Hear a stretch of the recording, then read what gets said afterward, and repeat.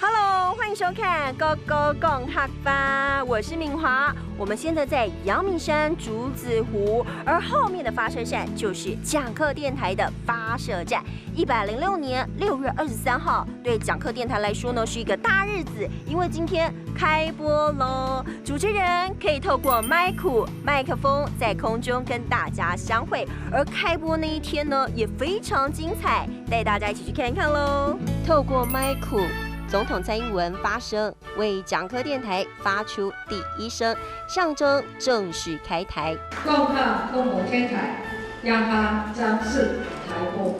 总统蔡英文身穿哈嘎法波面衫，出席讲课广播电台的开播茶会，全程以哈发致辞，希望能够推动全国共哈风气。也是通过蔡英文做总统来给政府拼出全力进哈嘎，针对唔非本哈嘎副总理、副总话媒体。蔡英文强调会全力挺哈嘎，而开播现场更是贵宾云集，节目表演也很精彩，客家八音率先登场。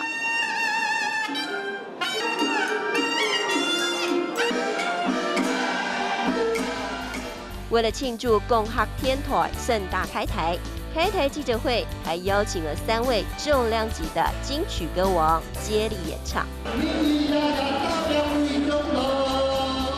天台节目动都有懂扯，主持人也都很有经验。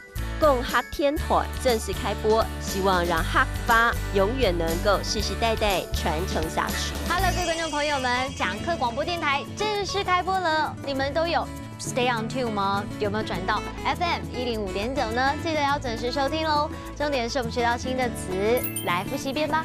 来复习第一个词呢，就是节目。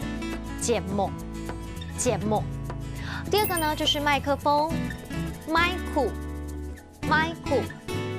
第三个，来学到一整句话哦。来看这句话，就是电台节目很丰富，天台节目动都有动车，天台节目动都有动车，真的是非常的精彩又丰富哦。记得要锁定 FM 105.9讲课广播电台，我们明天见了，拜拜。